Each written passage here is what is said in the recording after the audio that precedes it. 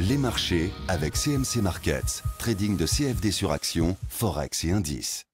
Salut, c'est Trado. Voilà la vidéo de mise à jour pour l'indice parisien et pour Neovax qui m'a été demandé une quarantaine de fois.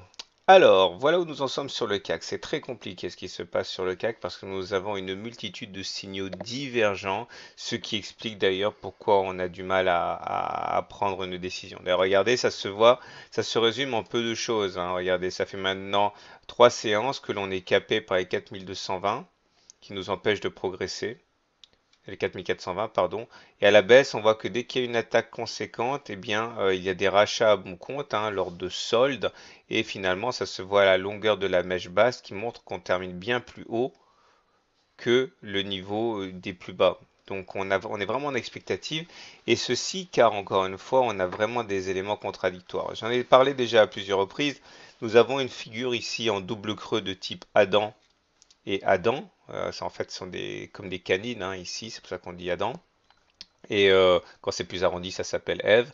Et là, cet objectif nous donne normalement, hein, en cas de cassure de la ligne d'eau, qui est ici représentée par le rectangle rouge, et qui est donc avéré, un ralliement de la hauteur du creux reporté au-dessus de la ligne d'eau. Ça veut dire à terme aller chercher les 4600.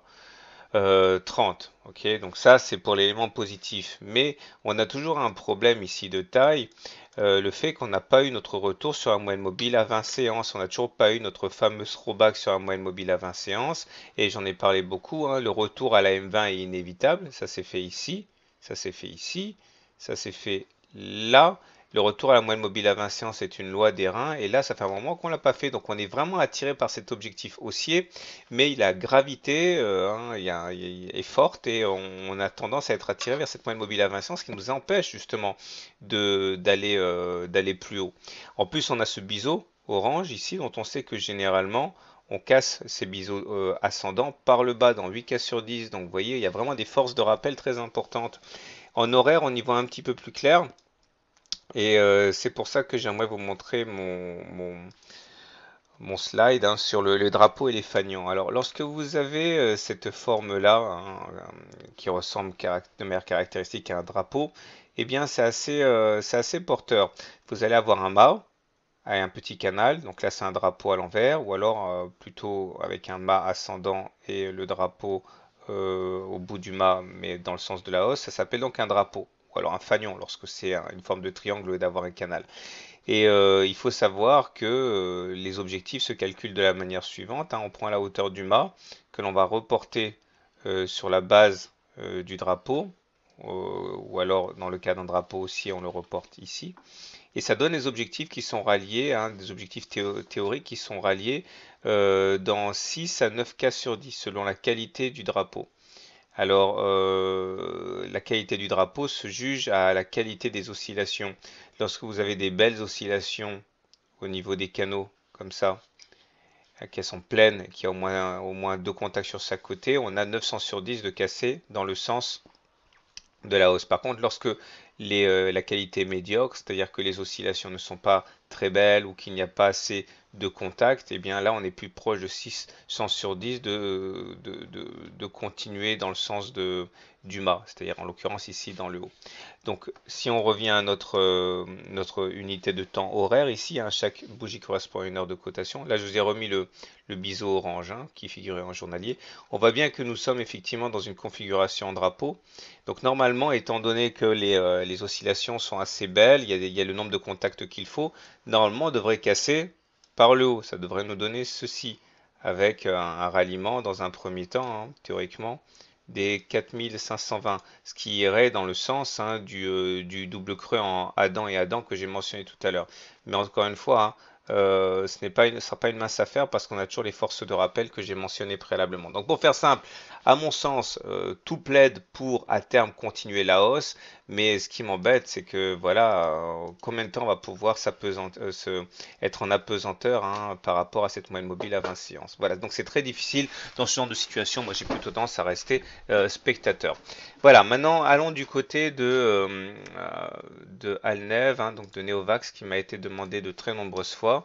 Et on va commencer par l'hebdomadaire pour voir que là j'ai repris simplement le graphe de la dernière fois, hein, puisque finalement il est toujours valable. Là on a un double creux aussi, mais là c'est en Adam et Ève, puisque là c'est pentu, et là c'est arrondi, donc un double creux en Adam et Ève.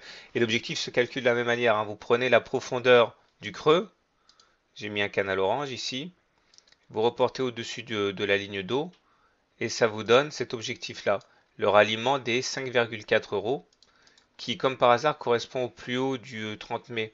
Hein, donc ça serait assez logique. Et cet objectif est valable tant que l'on ne clôture pas significativement, tant qu'on ne revient pas en dessous de la ligne d'eau, hein, des 3 euros qui a été cassé la semaine dernière. Alors, à noter quand même que pour l'instant, on vient de faire un T2, c'est-à-dire une deuxième, enfin un T3 même, 1, 2, 3, 3 clôtures au-dessus de la Bollinger supérieure, donc ça c'est plutôt pas mal. Il faut faire attention parce qu'on remarque que chaque fois que Neovax, Alnev, sort de sa Bollinger supérieure, il vient à un moment ou à un autre dans la semaine, on est en hebdomadaire, hein, chaque bougie correspond à une semaine de cotation, repercuter la Bollinger supérieure. C'était le cas là, là, là. Donc à chaque fois que l'on s'extrait par le haut, il demeure qu'il y a des forces de rappel vers la Bollinger supérieure. J'en parle parce que si vous achetez maintenant, par exemple, bah, il faut vous attendre à ce que au milieu de la semaine ou à un moment ou à un autre, eh bien, on revienne sur cette Bollinger supérieure, c'est-à-dire les 3,4. Donc ça ferait des baisses quand même assez significatives. Le plus important surtout, c'est de ne pas clôturer, hein, en dessous de la Bollinger supérieure. Parce que vous regardez, chaque fois que ça s'est passé ici et ici, on est venu chercher la moyenne mobile à cette semaine dans la foulée. Donc statistiquement, si on devait non seulement revenir sur la Bollinger supérieure, mais clôturer en dessous de la Bollinger supérieure, comme ça a été le cas là ou là, eh bien on aurait rendez-vous sur la moyenne mobile à cette semaine qui est ici, donc vers 2,9 euros. Donc ça, c'est quelque chose qui risque d'effrayer certains, même si par la suite on devait retourner vers le haut, hein, donc ça serait quand même des secousses assez importantes. Ouais, en unité de temps journalière, la bougie d'aujourd'hui est plutôt moche, hein. Pas simplement parce qu'on perd près de 14%, mais parce qu'on vient de dessiner un harami baissier.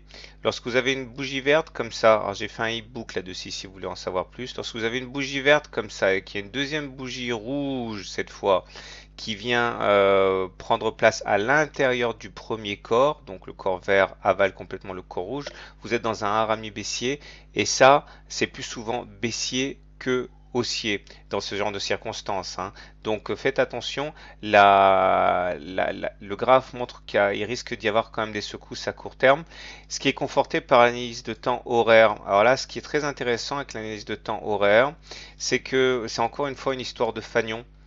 Je vous montre ce qui s'est passé. On a eu effectivement une première jambe de hausse qui nous a amené jusqu'ici, c'était la hauteur du mât. Et derrière, vous avez eu effectivement un fanion. Donc ça, c'est ce qu'on appelle donc un fanion en ce sens qu'au lieu d'avoir un canal au bout, on a une sorte de petit triangle. Et là, l'objectif se dessine de la même manière. Vous prenez la hauteur du mât et vous allez le poser sur la base du fanion. Et là, vous voyez ce qui se passe, ça correspond pile poil en fait, hein, au niveau qui a été atteint ici aux 4,4 euros, ce qui explique pourquoi effectivement il y a eu un petit largage, hein, sur Neovax, hein. Donc pour faire simple, en hebdomadaire c'est super positif, ok. Par contre, en journalier et en horaire, ça commence à devenir un petit peu chaud, donc on risque d'avoir une petite consolidation à court terme. Voilà, je vous souhaite une bonne journée, de bons trades, et n'oubliez pas de vous abonner à la newsletter pour recevoir les mises à jour dans votre boîte aux lettres.